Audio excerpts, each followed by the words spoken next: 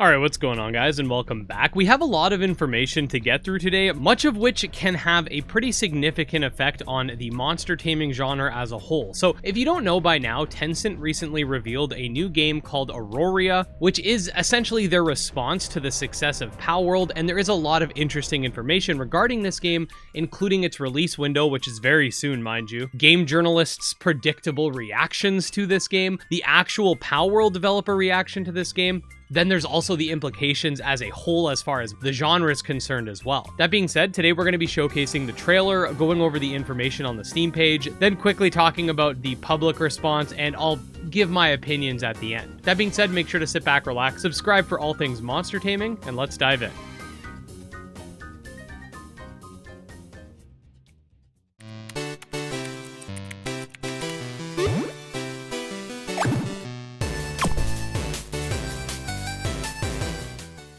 Okay, so first of all, let's check out the trailer before we get too crazy. I want you all to watch this trailer, not just through the lens of this being their response to Palworld, but also just as a standalone title.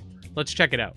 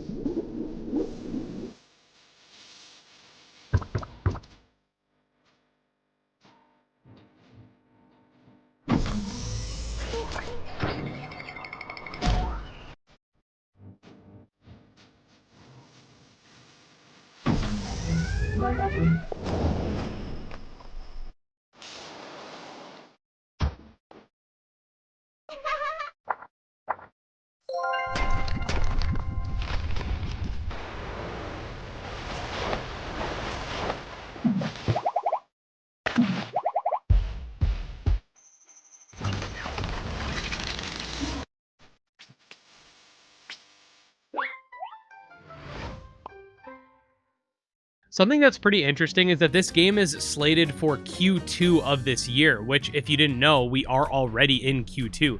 Q2 comprises of April, May, and June, so I'm really hoping it's not June because we also have SMT5 Vengeance and Monster Hunter Stories coming out as well, and I'd like to, you know, be able to cover all of these games. But anyways, there's not a whole lot of information on the Steam page, but there are some interesting passages which I'm going to read now. Traveling throughout the mysterious Baya galaxy, weary explorers find solace in the starry sky, a blue planet shining brightly, just like a long-lost home. Step out of your lander, my friend. You've landed on an uncharted planet. Now it's time to make it your home. Can you harness this azure planet's resources and transform this wild territory into a thriving community?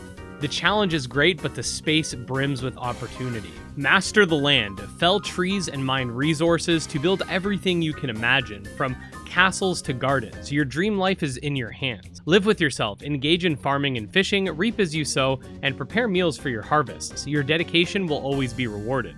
Social events. Immerse yourself in grand parties and epic festivals. Let's construct our dream haven together. The more the merrier. Develop survival skills, catch exotic pets, and tame mounts in order to give you a hand. Explore, solve puzzles, showcase your skills, and strategize to fight the wild lords together. You will grow with every task you undertake. Experience nature from grasslands and forests to ice fields and deserts. Come to enjoy the breathtaking landscapes and embrace the wonders of nature. Push the frontiers of technology, dive into R&D, build rockets, and venture into space to uncover the vastness and secrets of the universe. Embark on an extraordinary journey in Auroria and throw yourself into a world where imagination knows no bounds. Join forces with friends, craft your own destiny, and unravel the mysteries of this captivating celestial realm. The stars await your arrival. Let the adventure begin. So yeah, the game definitely does have its own unique aspects, like it taking place on this new planet and having this sort of space exploration, which I personally think is cool because I'm a space nerd. And instead of it being a post-apocalyptic world, it's essentially a new world you discover. But it does seem to mostly feature the same sort of survival sandbox with monster taming and like guns and stuff, even to the point where they call them pals on the Steam page, as you can see here. Now, without getting too crazy with the drama, people have been already calling this a Palworld clone, particularly the typical offenders, and the Palworld devs have basically responded with, "We think it's cool that people are making games like ours," which, let me just say, the devs have been kind of chads when it comes to a lot of the negative press. When journalists were dunking on them for losing player counts, they're basically like, that's fine, people could play other games. And now with this, they're obviously being very humble about it, and I think that's the best way you can respond to these hungry game journals. If you're new to the channel, we've covered tons of game journalist stuff, essentially mostly them calling everything a Pokemon ripoff or clone, even games that literally predate Pokemon. So while it's fun to cover stuff like that because it's got a bit of a comedic value to it, and I do think the whole Pokemon clone or now Palworld clone thing could be harmful to future monster taming games, I don't think it's something that we have to worry about too much, at least for now. As far as the game itself is concerned, it looks interesting enough. We will have to wait and see what the monetization model is looking like. I know Tencent doesn't have a very good track record for stuff like that, and if the devs go the extra mile and make the game feel unique from Palworld rather than just making it a slightly different version of it, to me the landscapes and stuff don't look that appealing just yet, so we'll have to see. Now, all that being said, if you do want to stay up to date on the latest news regarding Auroria, definitely subscribe to this channel. I put out new monster taming videos pretty much every day for the most part. You can also check out my Twitter, Discord, Patreon, and channel memberships down below, and special thanks to our supporters, especially Jim Hamilton, Dro Ghost, Candy Marunzi, Tragsoft, and Nemo, and I'll see you in the next one. Peace.